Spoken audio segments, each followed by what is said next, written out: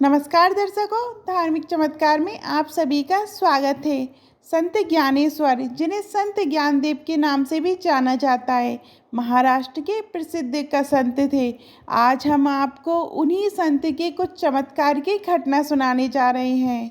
एक बार की बात है कि संत ज्ञानेश्वर, उनके 3 भाई बहन निर्वृतिनाथ, सोपान और मुक्ताबाई आलंदी गांव में अपने माता पिता के साथ रहते थे।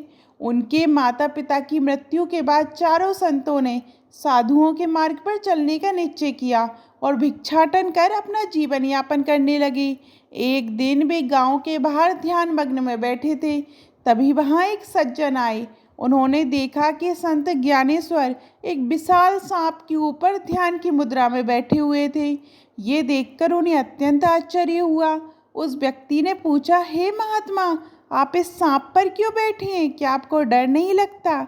ज्ञानेश्वर जी मुस्कुराए और बोले, सर्प भी भगवान का एक रूप है, उसकी भी आत्मा है और वह भी परमात्मा का अंश है। अगर हमारी भक्ति सच्ची है तो किसी भी जीव से डरने की आवश्यकता नहीं होती।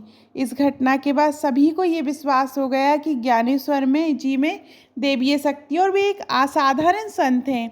ज्ञानेश्वर जी के चमत्कारों में सबसे प्रसिद्ध एक घटना तब घटी जब उन्होंने एक भैंस को वेद पाठ कराया। ये घटना उनके जीवन की एक महत्वपूर्ण मोड़ थी। एक बार एक गांव के पंडितों ने ज्ञानेश्वर को चुनौती दी कि वे अगर वास्तव में ज्ञान और शक्ति से परिपूर्ण हैं तो एक मूक जानवर से वेद पढ़वा कर दिखाएं। ज्ञानेश्वर ने तुरंत एक भैंस को पास बुलाया और उसके कानों में कुछ फुसफुसाए। आश्चर्यजनक रूप से भैंस ने एकदम साफ उच्चारण में वेदों का पाठ करना शुरू कर दिया। वहाँ मौजूद सभी पंडित और गांव वाले ये देखकर चकित रह गए। इस चमत्कार के माध्यम से संत ज्ञानेश्वर ने ये संदेश दिया कि परमात्मा की कृपा से कोई भी कार्य असंभव नहीं होता। ज्ञानेश्वर जी के जीवन का सबसे महत्वपूर्ण कार्य था ज्ञानेश्वरी की रचना। ये ग्रंथ उनकी आध्यात्मिक सोच और भक्ति की गहराई को प्रदर्शित करता है।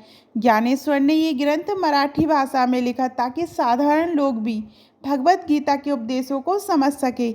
इस ग्रंथ की रचना के समय उनकी बहन मुक्ताबाई ने उपवास रखा और भगवान से प्रार्थना की कि वे उनके भाई को इस कार्य में पूर्ण सफलता दें।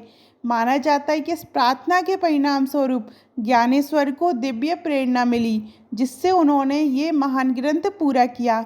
ज्ञानेश्वरी ग्रंथ आज भी भारतीय संस्कृति और आध्यात्मिकता का एक महत्वपूर्ण हिस्सा माना जाता है।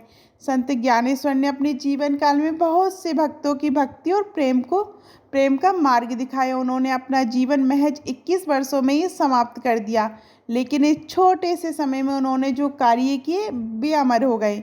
आलंदी में संत ज्ञानेश्वर ने स्वयं को एक कमरे में बंद कर लिया और ध्यान की अवस्था में समाधि ले ली।